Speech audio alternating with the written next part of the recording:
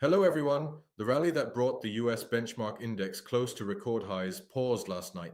Investors were unwilling to push the market much higher before the first interest rate decision under new Federal Reserve Chair Kevin Warsh. Oil fell again. Bond yields moved lower, and the tone of the session changed.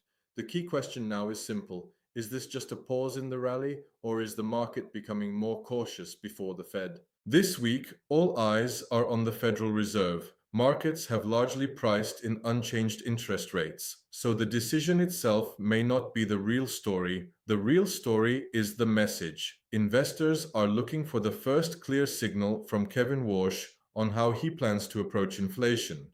And that matters because the market narrative has changed sharply. Only a few months ago, investors were debating how many rate cuts could come this year. Now, the question is whether rate hikes could come back into the conversation. TD Securities expects a less dovish tone from the Fed. It also expects upward revisions to inflation forecasts and a median dot plot that does not project rate cuts for 2026 or the following year. That is why investors are cautious. The market is not only waiting for the Fed to act, it is waiting for the Fed to define the next phase of the cycle. At the close in New York, the S&P 500 fell 0.6%. The Nasdaq 100 dropped 1.9% as selling pressure hit chipmakers, which had been among the strongest performers in the recent rally. Investors moved out of technology stocks and rotated into sectors more sensitive to the broader economy. But the Dow Jones Industrial Average moved in the opposite direction. It rose 0.6% and reached new all-time highs. The MSCI World Index fell 0.4%. So this was not a simple risk-off session, it was a more selective market. This distinction is important. The market is not abandoning risk completely, but it is becoming more selective about where that risk is taken.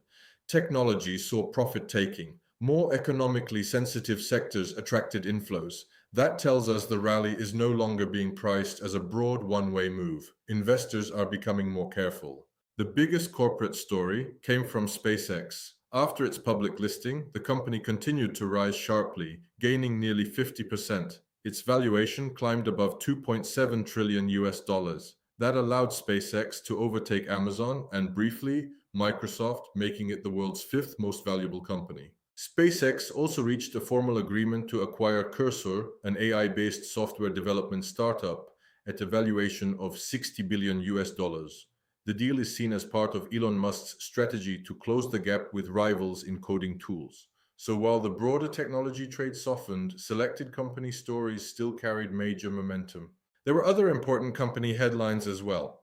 Yum Brands is selling its Pizza Hut unit for 2.7 billion US dollars as it focuses on its stronger performing KFC and Taco Bell brands. Robinhood is cutting around 300 employees, or roughly 10% of its workforce. Rivian is also laying off hundreds of employees as it works to control costs ahead of its new vehicle lineup. The message is clear. Companies are still chasing growth, but cost discipline is becoming more visible. In Europe, stocks continued to rise. The Stoxx Europe 600 gained 0.2%, moving above Monday's record close. Banks and industrial stocks led the advance. Telecommunications and technology shares lagged behind. The market was supported by expectations that the Strait of Hormuz could reopen this week. The US and Iran are preparing to formally sign a temporary peace agreement in Switzerland on Friday. That supported market sentiment. Monday's record level in Europe was the first peak reached since the start of the conflict. Still, European markets continue to lag behind other regions because they have limited exposure to the artificial intelligence-driven technology theme. At the company level in Europe, Siegfried Holding stood out. Shares of the Swiss pharmaceutical supplier fell 7.6% after UBS downgraded the stock from buy to neutral. UBS pointed to expectations for another year of weak organic growth. In commodities, oil was the main story. Prices moved toward their longest losing streak of the year as expectations grew that the Strait of Hormuz could reopen and supply could recover. West Texas Intermediate fell 5.2% to $76.56 per barrel. Brent crude dropped 4.5% to $79.41. Both Morgan Stanley and Goldman Sachs revised their price forecasts lower. Goldman Sachs now expects exports from the Persian Gulf to return to pre-war levels by the end of July. The decline in oil matters beyond the energy market. It also affects inflation expectations and bond yields. The US 10-year Treasury yield fell 4 basis points to 4.44%. Gold rose 0.5% to $4,331.96 per ounce. In currency markets, the Bloomberg Dollar Spot Index was little changed. The euro gained 0.2% to 1.1608 US dollars. The Japanese yen held steady at 160.47 against the dollar. The Australian dollar was little changed at around 70.67 US cents. Bitcoin fell 1.4% to 65,547 US dollars. Iron ore declined 0.6% to $101.55 per ton. So across commodities and digital assets, the picture was mixed. Oil was under pressure, gold moved higher, Bitcoin and iron ore weakened, and bond yields moved lower. Today's economic calendar has 3 key items. European Union inflation data will be released at 1900. US retail sales will be released at 2030.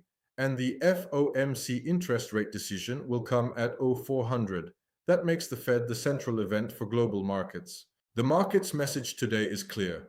Lower oil prices are giving some relief on inflation. Lower bond yields are helping risk appetite.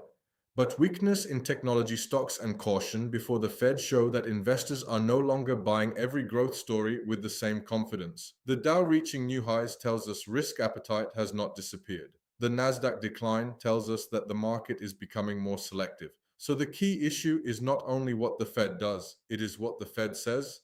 If Kevin Warsh delivers a tougher message on inflation, the market may question the strength of the recent rally. But if the message stays balanced, lower oil prices and lower bond yields could continue to support risk appetite. For now, markets are searching for direction, and that direction will likely come from the Fed's tone. Do you see this as a healthy pause before the next move higher, or as an early warning sign for the technology rally? Share your view in the comments and follow for daily market notes on global equities, commodities, currencies, and central banks.